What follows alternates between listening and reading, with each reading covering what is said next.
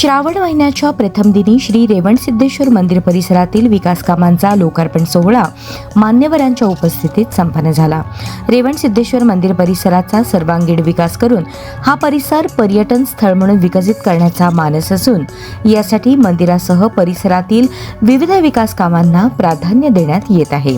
श्री सिद्धरामेश्वरांनी स्थापन केलेल्या 68 लिंगांच्या विकासासाठी 6 कोटींचा निधी मंजूर झाला असून त्यापैकी 2 कोटींचा निधी प्राप्त झाला आहे आणि देवस्थान समितीच्या माध्यमातून 68 लिंगांच्या जीर्णोद्धाराचे काम सुरू आहे।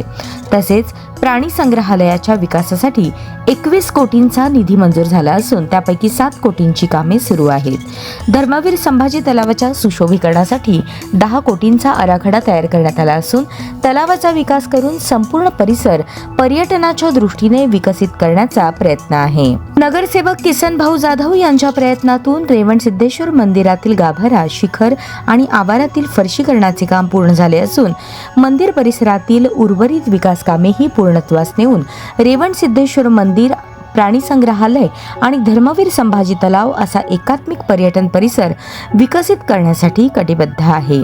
यावेळी आयुक्त सचिन ओंबासे, धर्मराज काडादी, ॲडव्होकेट मिलिंद थोबडे, नगरसेवक किसन जाधव, राजशेखर पाटील, अजय पोन्नम, शिवराजदादा गायकवाड यांच्यासह मंदिर समितीचे पदाधिकारी, कार्यकर्ते व रेवणसिद्धेश्वर नगरातील पुरुष, महिला भक्त मंडळ मोठ्या संख्येने उपस्थित होते।